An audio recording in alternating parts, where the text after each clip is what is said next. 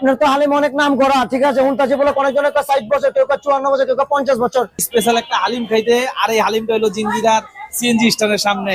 আর বিস্তারিত এটার তথ্য দিব আমার বন্ধু লাহদ্দিন। আজকে জিঞ্জিরা কেরানীগঞ্জের মধ্যে ভাই আজকে বিখ্যাত 54 বছরের পুরানো হালিম, এই হলো দাদা মজাদার শাহী হালিম। এই ঘরে পড়লাম আজকে হালিম খাইবার লেগা। আর এই হালিম হলো আপনার 54 বছরের পুরানা, আর এই জিঞ্জিরা বাজারের মধ্যে খুবই বিখ্যাত এবং নাম করা হালিম।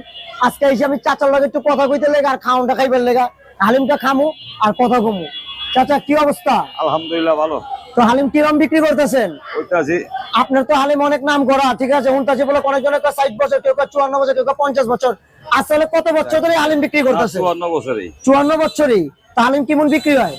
হয় আল্লাহ দিলে মনে করেন 1000-20,000 পর্যন্ত উঠে।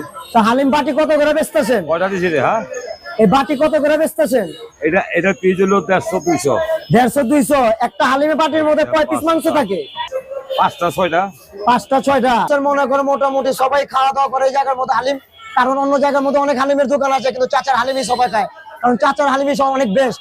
আর এখানে যত লোকজন দেখতেছেন সবই হালিম খাওয়ার লেগেই মনে করেন দাঁড়ায় রয়েছে। আর এই যে ভিতরে অনেক লোকজন আছে খাইতেছে।